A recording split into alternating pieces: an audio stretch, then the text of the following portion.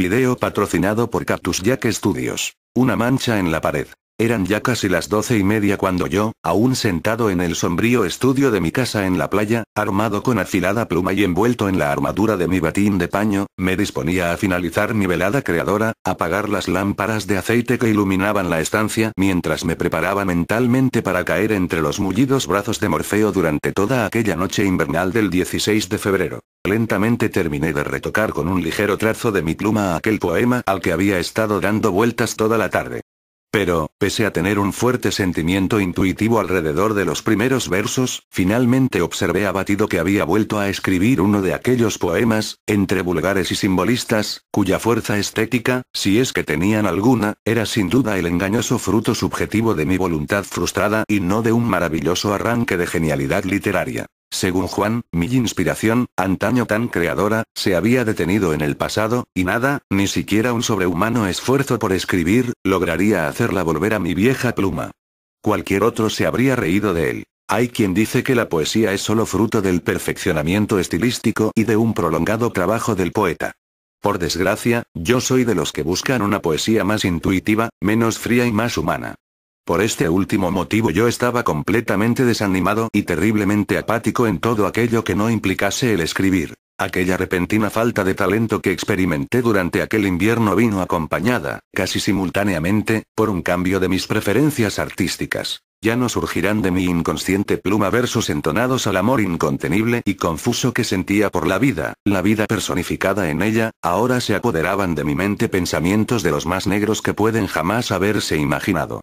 Pero estas oscuras y tenebrosas sombras que acechaban mi alma eran solo meros atisbos de una realidad no empírica que sentía fuera de lo que llamamos mundo, algo más allá de lo que el ser humano puede llegar a comprender sin perder completamente el juicio. Verdes espectros de seres escamosos con tentáculos inúmeros abordaban la complejidad de mis recuerdos, elevándose desde las siniestras brumas de mis sueños a la parte consciente de mi memoria, como si quisieran pasar a formar parte de mi realidad. Yo, en lugar de asustarme, me proponía con seriedad y deseo los retos poéticos que estos temas en mí despertaban, ya que se me sugerían cosas inexplicables, seres indescriptibles, sería un enorme placer describirlos usando las emociones que en el hombre despierta el verso, unas emociones que no son descriptibles mediante meras palabras, pues el hombre no puede más que intuir estas verdades como sombras de una figura monstruosa recortándose frente a la luz de la luna. Por eso, cuando sueño con los seres que visitan mi cerebro por las noches, procuro estar alerta para, a la menor incidencia, despertarme, para así saber si comprendo la realidad que los compone. Sin embargo, no me atrevo a subir a mi habitación el material de escritura. No quiero que si algún día veo, o recuerdo, todo lo que en sueños se me ofrece y al despertar se me niega, sea capaz de plasmarlo en el papel, ya que sería ese un recuerdo que permanecería imborrable por el resto de mi vida, atándome a la locura permanente del que vive el miedo. Las lámparas humeaban apagadas, mis pies se arrastraban con pesadez hacia las escaleras angostas que llevan a la buhardilla donde solía dormir. Entonces, al disponerme a subir los escalones de madera, me volví a fijar, como cada noche inquieta que pasé en mi nueva casa, en la húmeda mancha oscura de la pared del pasillo. Aquella mancha no tenía ninguna forma definida que me pudiera inspirar temor, pero una extraña inquietud me azotaba al mirarla, como si fuese la costra superficial de la piel de algo cuya realidad se hallaba tras aquella pared. Hasta tal punto llegaba mi obsesión, debido a la influencia de los sueños que me visitaban cada noche. La observé de nuevo, como hacía cada noche al subir a mi habitación y, como todas las noches, comprobé que la humedad verde que formaba aquel putrefacto dibujo en mi pared seguía expandiéndose por ella, contaminando el blanco tabique de yeso. Un paso hacia ella, mi mirada clavada en la desconchada superficie que abarcaba el cerco de humedad.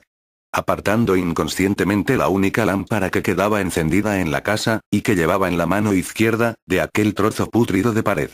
El olor agrio que emanaba de la mancha me invadió con violencia y me hizo retroceder, según creía yo, ligeramente mareado, ligeramente intoxicado por arcadas convulsivas y por náuseas, más bien mentales que fruto de la realidad que todos entienden por verdadera. Retrocedí unos pasos y, después, recorrí rápidamente los peldaños de crujiente madera que me separaban de mi ansiado lecho. Ya una vez metido entre las mantas, en lugar de sentirme evadido de todo temor, como era costumbre en mí, considerando ajeno a todo aquello que sucedía fuera de mi cuadrilátero lugar de reposo, más bien me sentía amenazado, debido a que era consciente de que aquello de lo que provenía el líquido rezumante en la pared de la planta inferior se hallaba justamente debajo de donde yo yacía. Mirando al techo de color oscuro, que alcanzaba a distinguir debido a la tenue luz proveniente de la luna que penetraba entre las cortinas de mi habitación, no podía cesar de pensar en lo que se encontraba bajo mi suelo, entre los bloques de ladrillo y yeso que formaban el inexistente hueco de la escalera. El frío temor de un imaginario e inminente ataque desde debajo del colchón atenazaba mi espalda, haciendo que los riñones se contrajeran provocándome un grave dolor en la zona lumbar. Traté de conciliar el sueño, tumbándome de lado. Mirando con los ojos, llorosos de cansancio, hacia el exterior de la ventana, hacia el cielo negro donde la luna colgaba, ofreciéndome su luz. Pero la visión de la pálida luna, casi llena, no podía hacer más que rememorar en mí los recuerdos de todas aquellas bestias que disfrutan de sus presas por la noche, y no podía dejar de darme cuenta de que la noche, aunque implique el descanso de lo humano, no deja de ser el día para monstruos innombrables capaces de cualquier atrocidad. Todos mis pensamientos me inquietaban. Llegué a sobresaltarme del propio tacto del pijama, incluso de mis sábanas, húmedas por el frío sudor, símbolo del miedo. Tras algunas horas, que quizás fueron minutos, pero que la eternidad del pánico convirtieron en siglos, de oír un impertinente goteo en el piso de abajo, ya advertido por mí desde el primer día, pero que nunca había merecido más consideración que lo meramente rutinario, sentí que me volvía loco. Esperaba, mirando hacia la inmóvil puerta, que ésta se abriese dejando franco el paso a la innominable criatura que vivía bajo mi escalera. Me levanté, con miedo de poner los pies sobre el marmóreo y frío suelo, y me dirigí hacia la ventana, abriéndola y sacando mi cabeza al frío ambiente nocturno. Me tranquilicé bastante al ver las blancas nubes corriendo suavemente bajo el albo satélite lunar, al oír al grillo, cantor de la noche, cuya canción puede llegar a exasperar al durmiente frustrado, pero que a mí me devolvió a la realidad que estaba a punto de perder por siempre. El aire fresco me sentó muy bien, la cordura se volvió a adueñar de mi persona, desterrando a la locura intuitiva que había exagerado hacía tan poco rato, debido a mi espíritu extremadamente emotivo y exagerado. La soledad que me acompañaba desde el día que compré el caserón hacía que mi imaginación volase alto y en torno a lugares que jamás habría querido yo, voluntariamente, visitar. Pero ya estaba todo en paz de nuevo.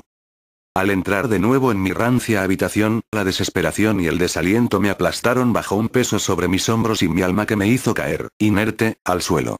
Aquello existía, la puerta estaba entreabierta, y la maligna entidad que permanecía junto a los peldaños de madera, emparedada desde hacía innúmeros años, dejaba ver un reflejo de su corrupta y leprosa alma, bajo la forma de una neblina color mostaza que ascendía de debajo de la cama en forma de pútridas volutas de humo cuyo amargo olor se me hacía insoportable. Entonces, en un arranque de furia provocada por mi locura, bajé a la planta baja, pasando sin volverme junto a la monstruosa mancha de la pared.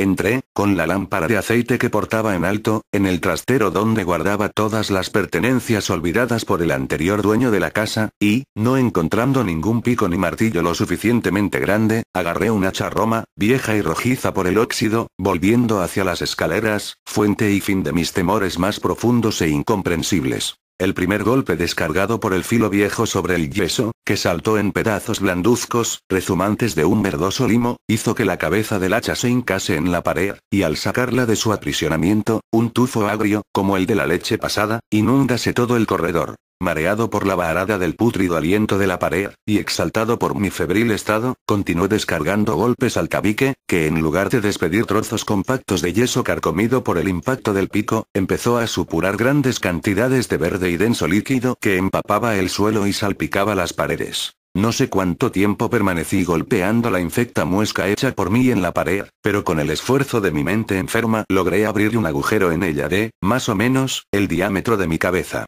Fui a asomarme por el negro boquete rodeado de chorreantes babas y algunos gusanos interceptados por mi hacha durante su trayectoria por el yeso. Pero cuando acerqué mi rostro al agujero una varada de fétido aire invadió mis fosas nasales, provocándome un terrible shock. Caí contra la pared del pasillo magullándome el hombro izquierdo. Pero en aquellos momentos no sentí ningún dolor, mis sentidos se hallaban saturados por el aullido de mis lacerados pulmones, quemados por aquel corrupto aire. En aquel momento miré de nuevo el agujero, jamás podré describir, ni en el más melancólico poema, por muy tenebroso e inquietante que éste sea, la parte de la figura que asomó durante aquel breve instante por el otro lado del improvisado vano, para después retroceder, dejando que aquello que chorreaba por las paredes de la sala volviese a cubrir el agujero. Ventana hacia un mundo exterior que aquel recluido ser parecía preferir ignorar por el momento. Ahora me encuentro tumbado en una cama del hospital situado a las afueras del pueblo, hospital que tantas veces divisé desde mi buhardilla durante los días claros, tan escasos en aquella comarca costera. Recuerdo aquella noche de incomprensible locura e irremediable temor. Nadie, si siquiera los médicos que me encontraron en aquel estado casi catatónico, me quieren explicar cómo me hallaron y la situación del pasillo de mi casa. Ayer, un colega de profesión y gran amigo me comentó que, cuando él llegó a mi casa, la pared que yo le indiqué por señas olía a yeso fresco y aún estaba blanda, evidenciando alguna reciente obra. Esto es prueba de que aquello existe, y yo volveré a la casa para derruir esa pared y desvelar ese ente que garantizará atemporalmente una inagotable inspiración por el resto de mis días,